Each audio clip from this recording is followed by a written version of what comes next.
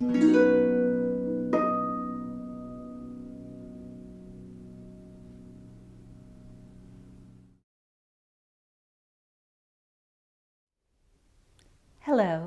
my name is Jacqueline, and today I'm quite excited to be talking about my new transcription, Soleils de Septembre by Lili Boulanger. Boulanger wrote this piece for choir with piano accompaniment, and I have transcribed the piano part for the harp, making it a piece for choir and harp. And I really love the music of Lili Boulanger. She lived a tragically short life from 1893 to 1918, and this piece, Soleils de Septembre, is from 1912. And what I wanted to do today is to talk a bit about the harp part, especially about some of the choices that I made in transcribing from the piano to the harp, and go through a few of the different techniques that I've used throughout it. The piece is about 6 minutes long. It's a single movement work made up of 3 sections. And the first section has this lovely dreamy and floating quality to it. And one way that Boulanger accomplishes that is through this triplet figure in the right hand.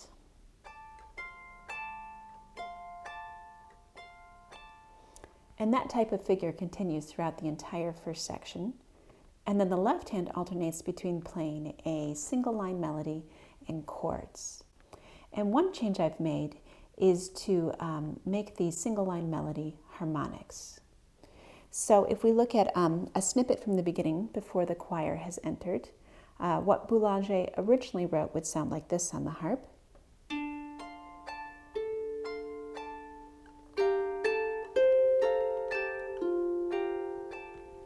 So the melody is just above middle C, and instead in my transcription I made the melody harmonics, so it's played an octave lower but still sounds the same.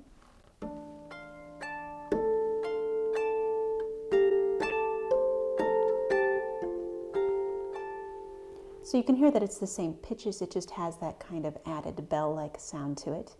And I really like that because I think it kind of amplifies the dreamy nature of this section. So the melody keeps coming back in little snippets throughout the first section, and each time I've used harmonics. In the second section, the mood shifts a bit and becomes darker. And at the beginning, the harp is quite sparse. So there are these vocal lines, and then the harp interjects periodically with a chord. In the original piano part, Boulanger wrote this to be very simple, just 2 or 3 notes at a time.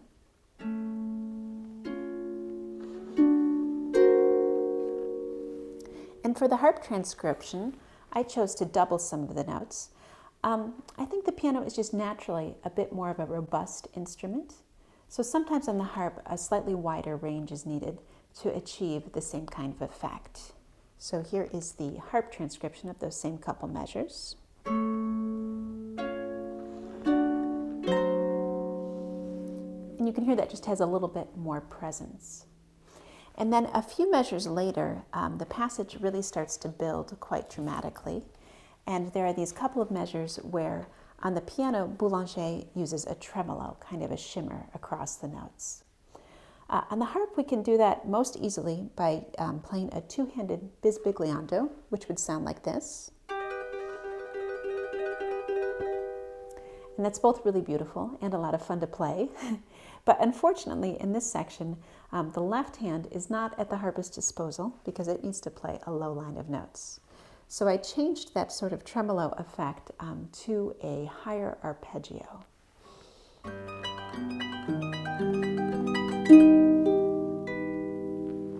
And I think that gives the same kind of a shimmery feel to it. And then the same thing happens again a couple measures later. After that, the second section comes to a big dramatic moment. And then from there, the energy starts to fade away. And there's a big decrescendo. And the entire section comes to this very quiet and kind of still close. And one thing I really love about this moment right at the end of the second section is that Boulanger adds just a couple of extra notes in the harp part. So the harp, or originally the piano, is playing these increasingly low octaves, and then there's a few notes here that sound almost like a percussion part to me. Here it is.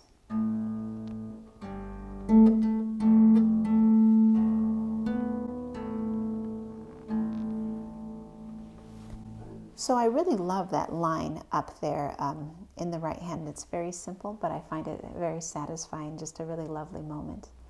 And in my transcribing, I kept looking for a way to highlight that, to really draw the listener's ear to it and make it a little bit more special. And I was kind of frustrated because what I really wanted to do was to use the xylophonic effect, where you hold the strings with the left hand at the center strip of the harp and then play with the right hand. And I thought that sounded beautiful and really evoked what I wanted. But on a practical level, my left hand is busy playing all of the low octaves, so I don't have it available in order to achieve the effect. So I kept coming back to this and trying different things and other effects, but eventually it occurred to me that I could possibly do it if I could manage to both hold the string and play the string all with the right hand. And in this, I was inspired by one of my young students who was always asking me why we can't do something. Why is that not possible? Which can be a very helpful question.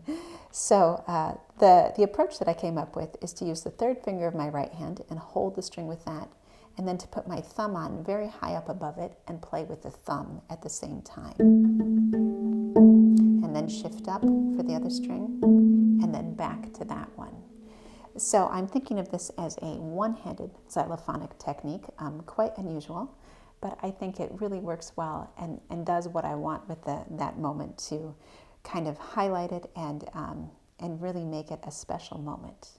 So here it is with both hands. I'm not sure how well you'll be able to see the one-handed xylo because of where my left hand is, but here it is one more time.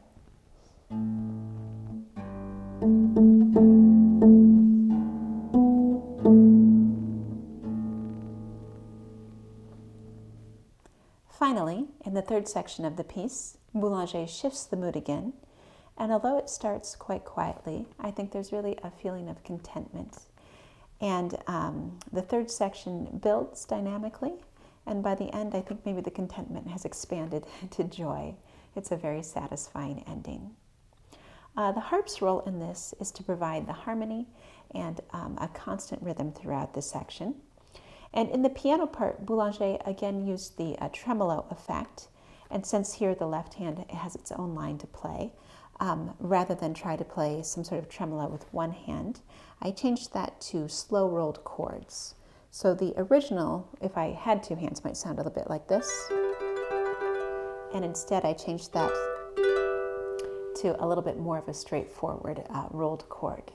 So I'll play just a couple bars from the start of this section.